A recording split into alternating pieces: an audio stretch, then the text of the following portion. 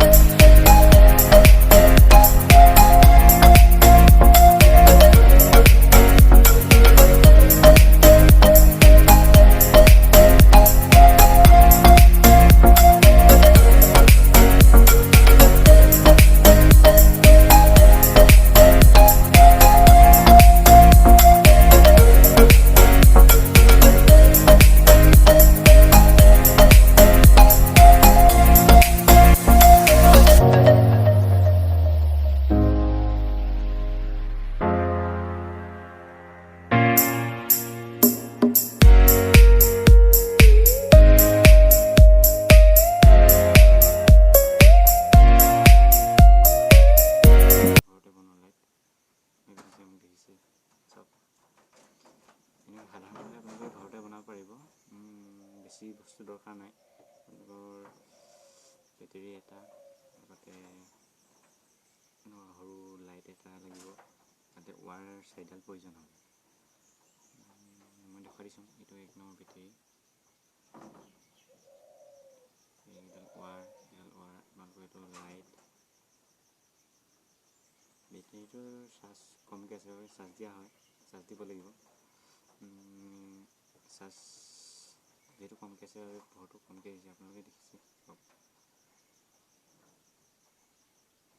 ইমানেই আছে এনেকুৱা ভিডিঅ'টো। যদি ভিডিঅ' চাই ভাল লাগে প্লিজ লাইক এটা কৰি দিব, লগতে চেনেলটো যদি নতুন পাইছে প্লিজ চেনেলটো ছাবস্ক্ৰাইব কৰি দিব। আৰু নতুন ভিডিঅ' মই লৈ আহিম। আজি এইটো প্ৰথমবাৰহে মই আপোনালোকৰ মাজত দেখুৱাবলৈ চেষ্টা কৰিলোঁ। আৰু নতুন ভিডিঅ' লৈ আহিম, আশা কৰোঁ আপোনালোক সকলোৱে ভালে থাকক। এনেকুৱা কৰোণা সময়ত যাতে ঘৰতে থাকক, সুস্থ থাকক, তাৰ প্ৰতি লক্ষ্য ৰাখি মই আজি ভিডিঅ'টো ইমানেই। বাই।